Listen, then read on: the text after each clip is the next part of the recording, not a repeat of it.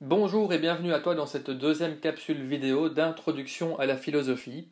Je te propose ici de poursuivre notre petit parcours pour essayer de comprendre ce que la philosophie peut nous apporter, ce qu'elle dit, quel est le discours de la philosophie, et pour essayer de comprendre quel est le fonctionnement de cette discipline particulière. Et pour démarrer, je te propose de mettre un petit peu les choses en contexte en évoquant très très rapidement les grandes écoles philosophiques de l'Antiquité. Alors déjà là, il y a quelque chose d'un petit peu particulier, puisque je te parle d'école philosophique, eh bien ça veut dire qu'on a des philosophes qui font partie d'écoles différentes, ce qui signifie qu'ils vont en fait tenter de remplir le projet de la philosophie, mais en partant de principes, d'idées de base différentes. Alors ça peut sembler un petit peu paradoxal, puisque dans la vidéo précédente, j'ai expliqué que le philosophe était en recherche d'absolu, qu'il cherchait des réponses valables pour tout le monde en tout temps, en tout endroit.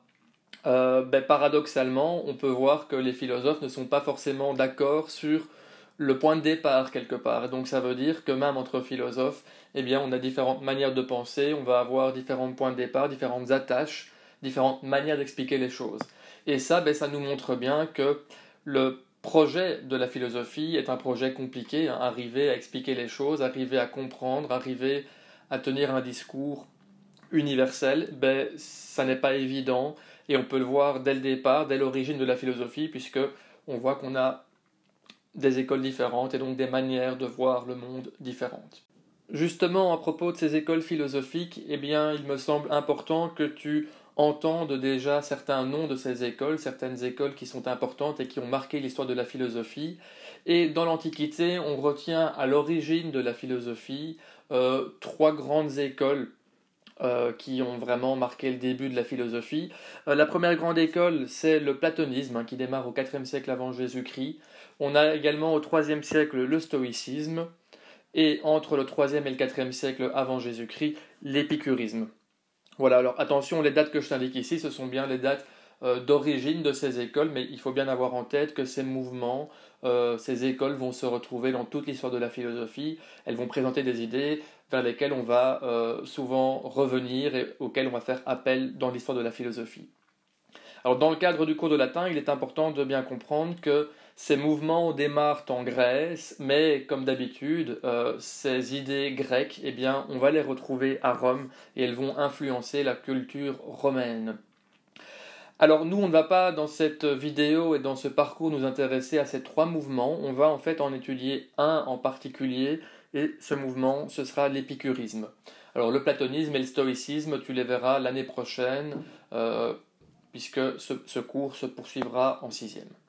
Alors l'épicurisme, tu en as déjà entendu parler en réalité, c'est une école qui a été créée par Épicure, rien de bien sorcier là-dedans, et Épicure a été disciple d'un philosophe qui s'appelle Démocrite.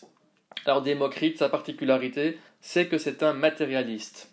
Alors matérialiste, il faut bien comprendre que ce n'est pas le sens moderne qu'on peut lui donner. Matérialiste, c'est quelqu'un qui attache de la valeur aux objets, de la valeur aux possessions matérielles. Mais ici, c'est pas le cas. On est dans le contexte de la philosophie, et donc un matérialiste, c'est quelqu'un qui a une posture philosophique selon laquelle tout est constitué de vide, mais surtout de matière. C'est-à-dire que le philosophe matérialiste va expliquer tout au travers de la matière. Alors plus particulièrement, c'est une notion que tu as déjà entendue, eh bien cette matière, elle est faite d'atomes, on y reviendra, donc des éléments de base qui constituent toute chose. Et donc ce qu'il faut bien comprendre, c'est que pour un matérialiste, eh bien tous les phénomènes, toute chose, va être le résultat de l'interaction avec de la matière. Alors quand je dis toute chose, il faut bien avoir en tête que je ne suis pas occupé juste à parler des plantes qui poussent, je ne suis pas occupé à parler du vent ou à parler de la pluie. Alors bien sûr, il faut prendre ces choses-là en compte, mais quand on dit que toute chose est matérielle, ça veut dire que l'amour, par exemple, ou l'attirance qu'on peut avoir pour quelqu'un, la haine qu'on peut avoir pour quelqu'un, ce qu'on aime, ce qu'on n'aime pas, eh bien, on doit pouvoir l'expliquer au travers de la matière, de l'interaction de la matière avec la matière. Et donc c'est une posture évidemment qui est très particulière, puisque tu peux déjà imaginer par exemple que pour un matérialiste, eh bien si on veut s'intéresser à l'être humain et se poser la question de savoir si l'être humain possède une âme, si l'être humain vit après la mort, il va falloir expliquer tout cela au travers de la matière, puisque c'est le point de départ du matérialiste. Alors, continuons un petit peu en nous intéressant rapidement à Épicure, puisque c'est quand même lui qui a donné son nom à cette école philosophique, l'épicurisme. Une première chose à savoir, ce sera important pour la suite à garder ça en tête, c'est que Épicure a été malade toute sa vie. Et je note ici entre parenthèses qu'il était souffrant. Donc c'est quelqu'un qui a vécu en connaissant la souffrance très régulièrement. Et donc, on peut se douter que sa manière de voir le monde et sa manière de faire de la philosophie, eh bien, elle est quelque part colorée par cette souffrance. C'est quelque chose qui va le marquer et qui va influencer sa pensée. Alors, Épicure, ce qui est dommage, c'est qu'il a été très prolifique. On sait qu'il a écrit beaucoup de textes, mais en réalité, on a perdu la grande majorité de ces textes. Et donc, les idées qu'on connaît de lui, on les a principalement grâce à des sources indirectes, donc à des textes d'autres personnes qui parlent des idées d'Épicure. Et au niveau du latin, la source la plus connue, c'est celle de Lucrèce, un auteur que tu connais déjà, du 1er siècle avant Jésus-Christ, et particulièrement dans son très célèbre ouvrage De Rerum Natura, Lucrèce nous parle de la pensée d'Épicure. Alors pour nous intéresser justement à l'épicurisme, eh bien il faut commencer par s'intéresser à ce que je vais appeler ici la physique épicurienne. Alors physique épicurienne, ça fait ici appel à de la science. Rappelle-toi ce que j'ai expliqué au départ de la philosophie. Eh bien, on pratique quelque part une philosophie de la nature, c'est-à-dire qu'on essaye d'expliquer le fonctionnement de la nature de manière rationnelle, de manière raisonnée, sans utiliser des mythes. Eh bien, c'est ce que les épicuriens font. Ils vont d'abord commencer à essayer de comprendre le monde, donc à faire quelque part de la physique. Et une fois qu'ils ont compris le monde, qu'ils ont trouvé quelque part les principes premiers qui régissent le monde, ils vont pouvoir en tirer les conséquences sur la vie des êtres humains, sur toute une série de problématiques que l'être humain peut rencontrer au cours de sa vie, de son existence. Et donc tu vois ici, c'est ce que j'avais expliqué dans la première vidéo, c'est qu'on se retrouve quelque part à l'origine de la philosophie, au début de la philosophie, avec une espèce de doublon entre d'une part une approche scientifique, ce qui rappelle les sciences, comprendre le monde, la physique épicurienne, ça fait appel à des principes scientifiques quelque part, mais ces principes scientifiques vont être la base à une réflexion qui sera plus profonde et une réflexion qu'on va considérer aujourd'hui comme étant de la philo. Donc c'est pour que tu aies bien en tête le fait qu'actuellement on a tendance vraiment à diviser science et philosophie, encore qu'on pourrait débattre de cette question, mais à l'origine les deux s'entremêlent, on part quelque part d'une explication scientifique, une explication de la nature pour mener un débat, pour mener un questionnement philosophique. Alors dans l'Antiquité, eh bien, il y a une chose importante pour les philosophes, c'est de trouver les principes premiers.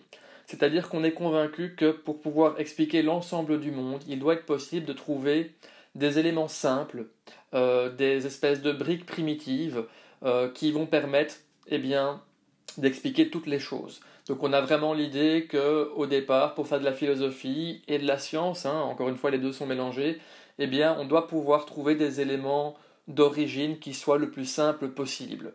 Il y a une idée ici de simplicité qui est valorisée dans la philosophie antique. Alors ceci étant dit, cette simplicité, cette envie de simplicité, on la retrouve encore actuellement, même dans les sciences. On aime bien avoir des modèles simples, des idées simples, qui permettent de tirer des conclusions générales. On trouve que c'est élégant de pouvoir faire cela. Alors justement, le principe premier, je l'ai déjà évoqué, et tu connais ce principe, c'est celui d'atome. Alors le terme atome vient justement du grec, atomos signifie insécable, donc qui ne peut être coupé.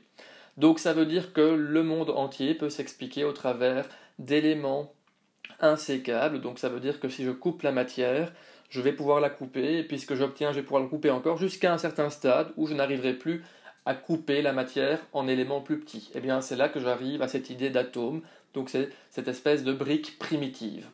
Et donc la philosophie épicurienne, elle va partir de là, elle va construire un système autour de cette idée d'atome, et donc encore une fois, de cette brique élémentaire qui constitue la matière, on va pouvoir tirer des conclusions extrêmement général sur la vie, des principes généraux qui vont guider notre vie. Alors, il faut nous intéresser en premier lieu aux caractéristiques de ces atomes, et donc Épicure nous en donne une série.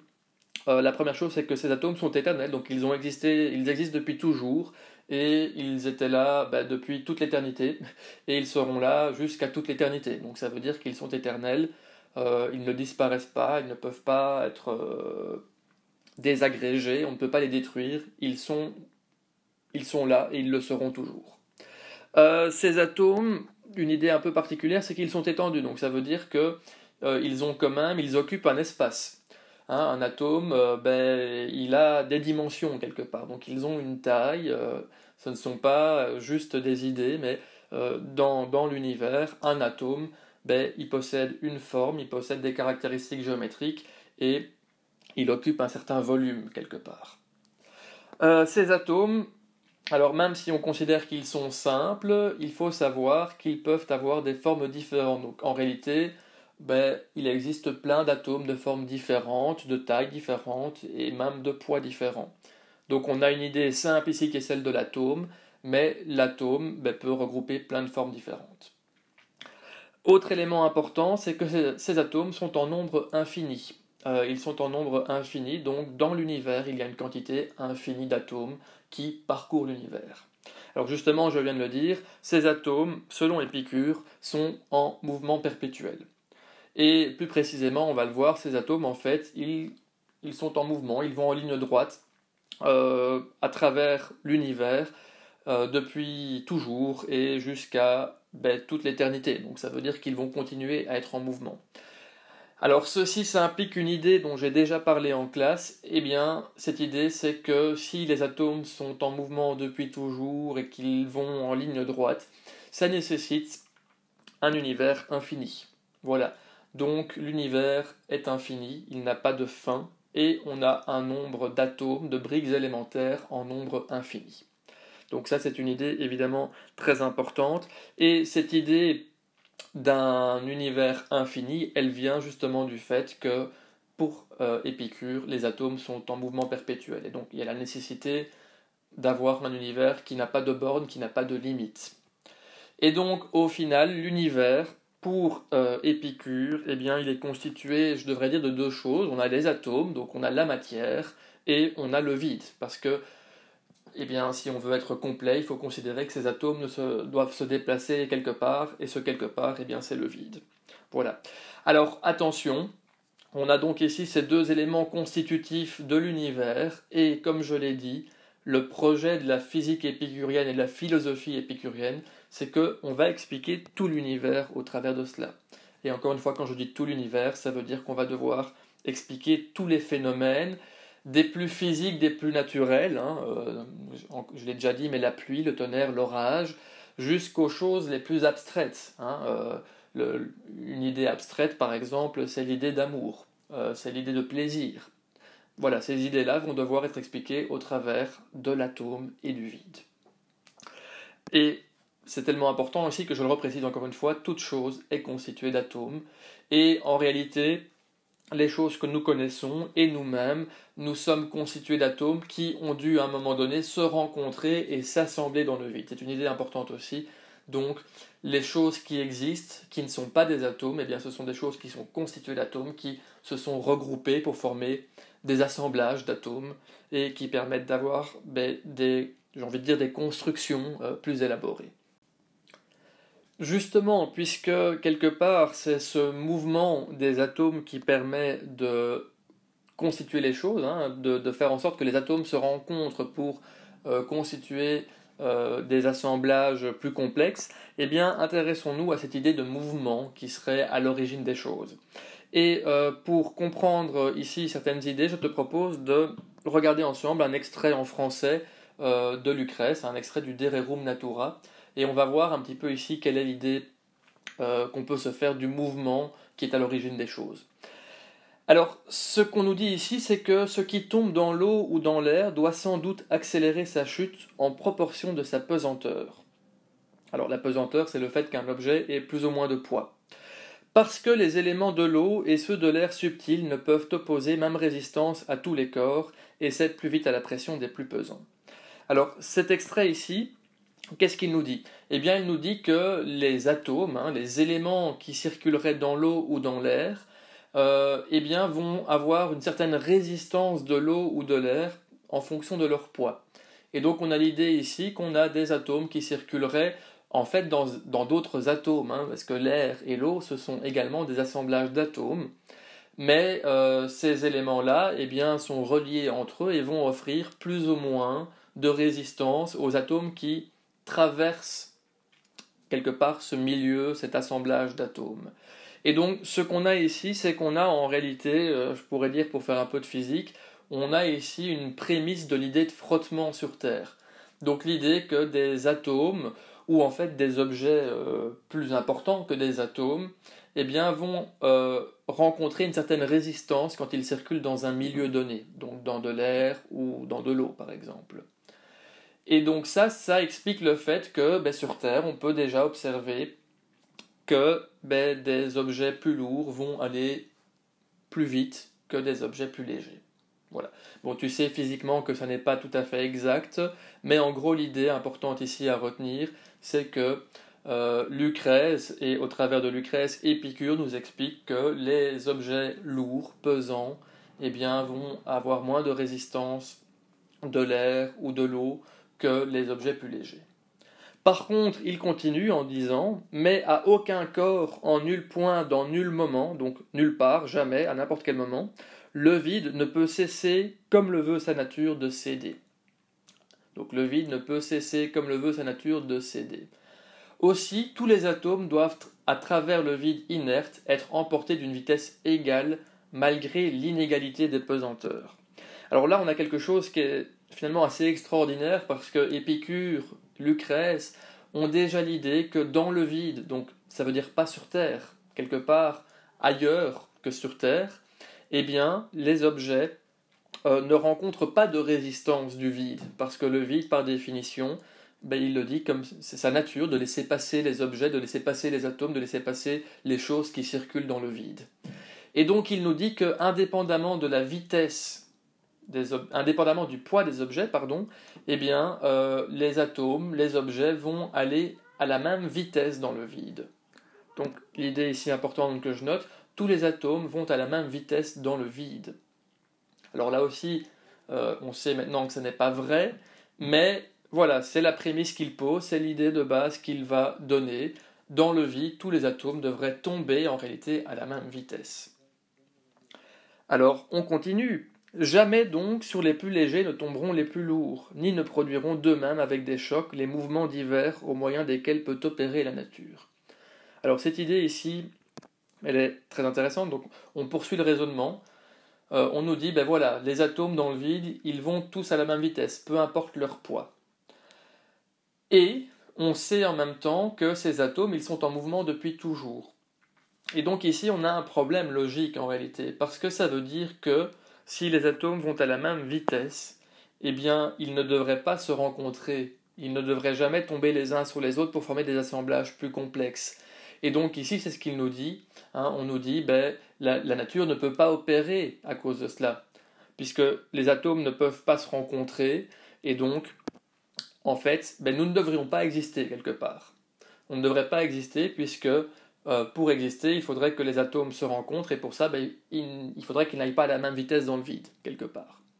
Voilà, donc on est ici face à un problème logique. Alors, tu vois ici que les idées de base ne sont pas correctes. Aujourd'hui, on sait qu'il n'y a aucune raison pour que les objets qui circulent dans l'espace, dans le vide, aillent à la même vitesse. Mais Lucrèce, Épicure partent de cette idée et ils en tirent les conclusions qui en découlent de manière logique. Donc, si on part du principe que les atomes vont à la même vitesse dans le vide, eh bien, on a du mal à expliquer que ces atomes se rencontrent à un moment donné pour former des choses. Alors, on va essayer de voir comment est-ce qu'on peut résoudre ce problème-là. Pour ce faire, je vais faire appel à un autre extrait qu'on va lire ensemble et qu'on va essayer de comprendre. Alors, l'extrait nous dit « Les atomes descendent bien en droite ligne dans le vide, entraînés par leur pesanteur.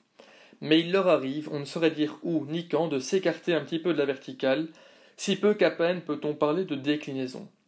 Sans cet écart, tous, comme des gouttes de pluie, ne cesseraient de tomber à travers le vide immense.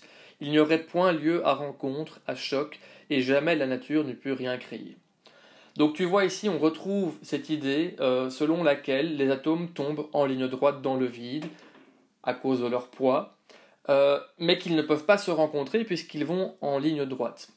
Alors tu vas peut-être me dire ici qu'il y a un truc qui est un peu bizarre, c'est qu'on pourrait très bien imaginer que les atomes ne vont pas dans la même direction. Mais donc ici, ça semble faire partie de la prémisse, du point de départ de Lucrèce et d'Épicure, c'est que les atomes iraient tous en ligne droite dans la même direction. Alors pourquoi? Ça, voilà, c'est le point de départ qu'ils utilisent.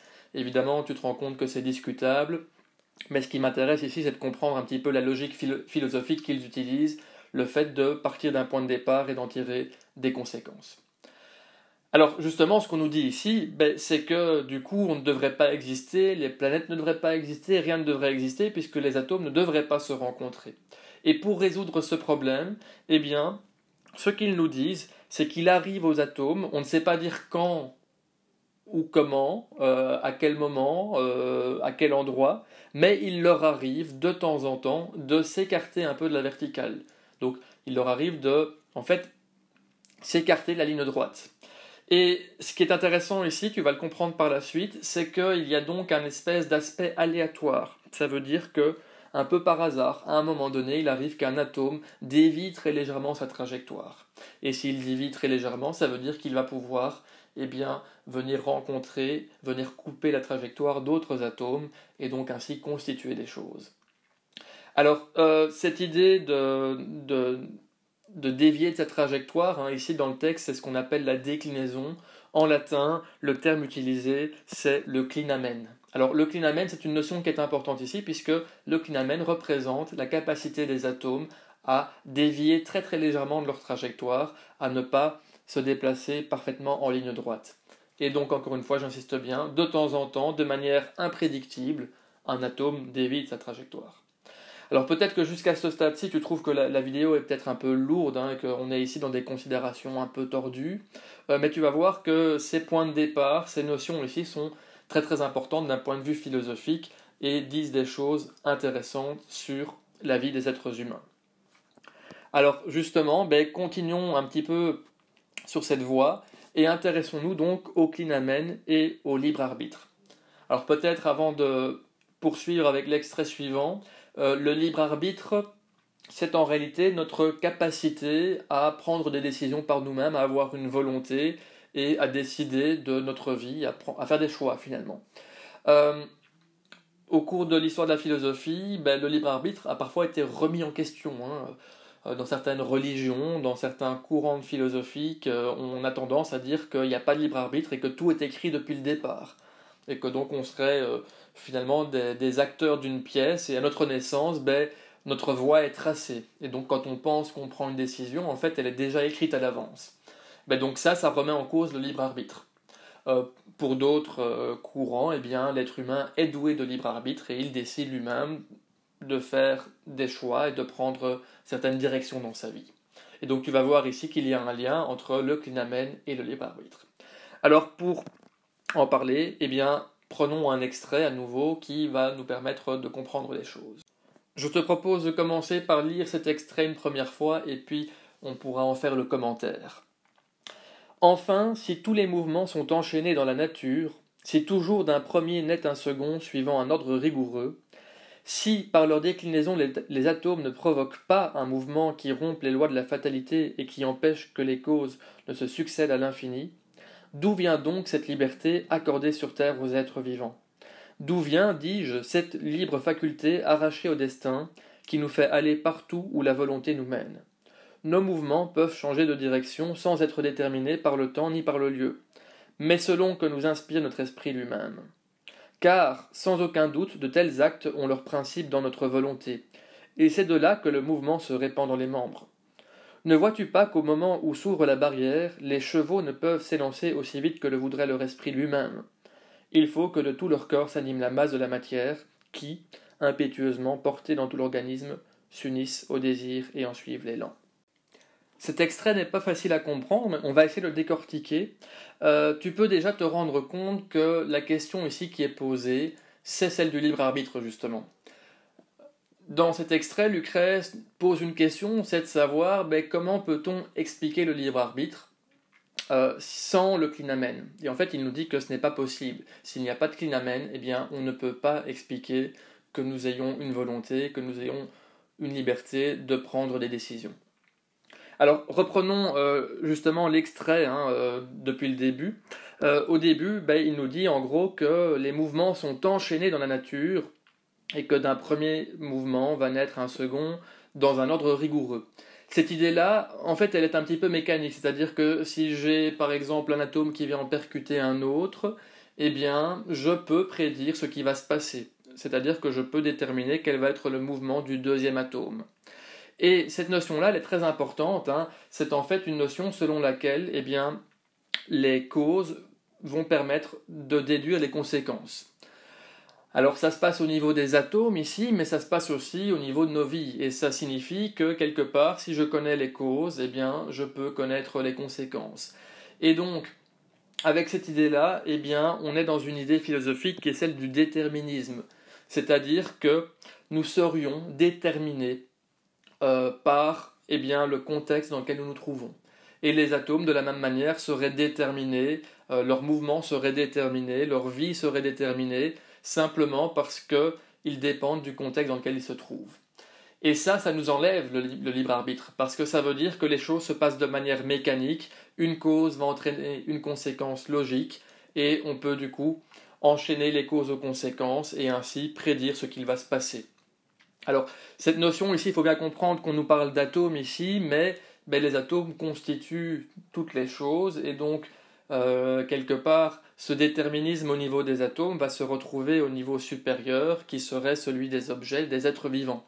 Et donc, avec cette idée-là, ça veut dire que le comportement des êtres vivants est déterminé, et que donc nous ne sommes pas en mesure de poser des choix de manière libre, finalement, mais uniquement de manière déterminée par le contexte.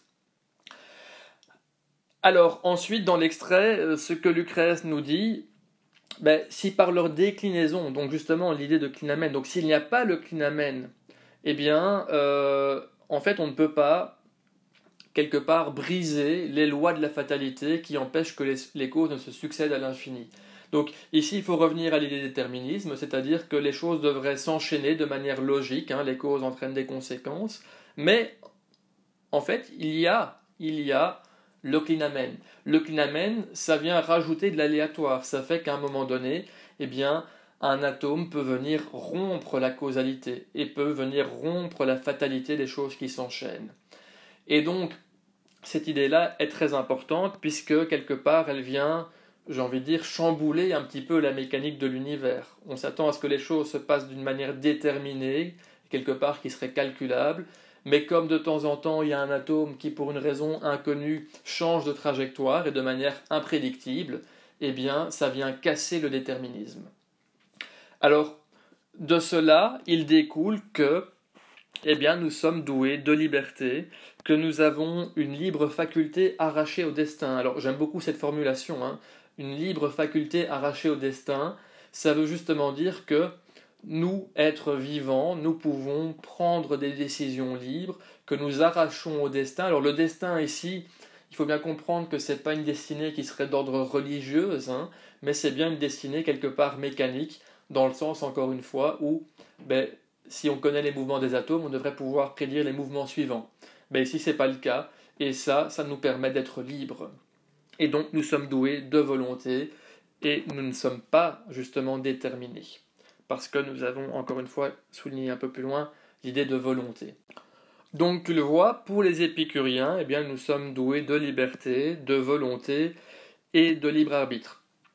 Et ce qu'on nous explique ici, c'est peut-être pas évident à comprendre comme ça, donc je vais insister là-dessus, c'est que cette volonté que nous possédons, c'est en réalité de la matière. C'est ce qu'on nous dit dans la suite de l'extrait, sans aucun doute, de tels actes ont leur principe dans notre volonté, et c'est de là que le mouvement se répand dans les membres.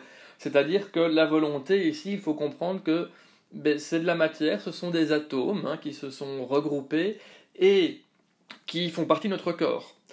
Et quelque part, dans la pensée de Lucrèce, eh bien, cette volonté, elle imprègne l'ensemble de notre corps, et c'est en partant de ces atomes-là, de ces atomes qui constituent notre volonté, que le mouvement va se répandre dans les membres. Et donc, j'insiste ici, la liberté, la volonté, le libre arbitre, pour Lucrèce, pour Épicure, c'est bien de la matière. Voilà, c'est une idée qui est un petit peu particulière. Et donc tu te rends compte qu'ici, en partant de la matière, on explique ici le fait que nous sommes doués de liberté. Et ce qu'il y a d'intéressant, c'est que cette idée, elle est en opposition évidemment avec le déterminisme. Donc notre vie n'est pas toute tracée, selon Épicure, selon Lucrèce, puisque nous sommes doués de liberté, de volonté, de libre arbitre. Et donc finalement, ce que cet extrait nous montre, c'est que pour arriver à lever cette espèce de contradiction entre un univers déterministe, un monde déterministe, et le fait que nous soyons doués de liberté, eh bien, le clinamen, en réalité, est la résolution, c'est-à-dire que c'est la solution apportée à ce problème. Le clinamen explique comment il se fait que nous sommes doués de liberté et de volonté, alors que, de prime abord, l'univers serait déterministe et le mouvement des atomes serait déterminé une fois pour toutes. Donc j'espère que tu as bien compris ici cette idée que le clinamen, finalement, c'est la solution à un problème qui se pose. Ce problème, il est éminemment philosophique, c'est celui de notre libre pensée, de notre volonté. Et donc, la question qui se pose ici, c'est comment se fait-il que nous soyons capables de prendre des décisions, de prendre une direction plutôt qu'une autre? Eh bien, c'est pour les épicuriens lié au clinamen des atomes qui constituent notre volonté. C'est-à-dire que les atomes qui constituent notre volonté, à un moment donné, connaissent le clinamen, et donc une espèce de changement de direction qui va nous faire préférer une direction plutôt qu'une autre. Pour terminer cette vidéo, j'aimerais prendre 2 secondes pour réfléchir un petit peu à ce qu'on vient de faire. Donc, au point de départ de l'épicurisme, il y a cette idée d'atome, avec ses caractéristiques que l'on connaît. Et tu vois que on est arrivé à expliquer que nous serions donc un paquet d'atomes assemblés, que dans ce paquet d'atomes, il y aurait des atomes qui constituent notre volonté, et que ces atomes, de temps en temps, grâce ou à cause du clinamen, dévient leur trajectoire et entraînent avec eux tout notre corps dans une direction plutôt que dans une autre, dans un mouvement plutôt que dans un autre. Alors j'imagine bien que cette explication te semble un petit peu farfelue, c'est quelque chose d'un peu loufoque quand on y réfléchit, mais en même temps cette question-là n'est pas facile et elle est toujours d'actualité, parce que tu le sais peut-être, mais même actuellement, savoir comment il se fait que l'homme est conscient de lui-même, comment il se fait qu'il est capable de penser, et comment il se fait en réalité que l'être humain ne soit pas juste une machine biologique quelque part, mais une machine qui puisse prendre des décisions et qui oriente sa vie dans une direction plutôt qu'une autre, mais cette question-là, elle n'est pas du tout facile et elle n'est pas tranchée. Actuellement, les scientifiques essayent encore d'identifier où se trouve notre conscience, où se trouve le centre de nos décisions, parce que quand on réfléchit, alors certes, nous ne sommes pas constitués d'atomes tels que Épicure l'entendait, mais nous sommes tout de même constitués de particules, de molécules qui sont assemblées ensemble. Et la question de savoir comment il se fait que ce paquet de molécules puisse prendre des décisions, puisse aimer le foot plutôt que la musique, puisse aimer les pays chauds plutôt que les pays froids, ces questions-là, en réalité, elles sont très complexes et je ne pense pas qu'on ait actuellement une réponse tout à fait satisfaisante. Voilà, je te laisse méditer là-dessus et je te dis à bientôt.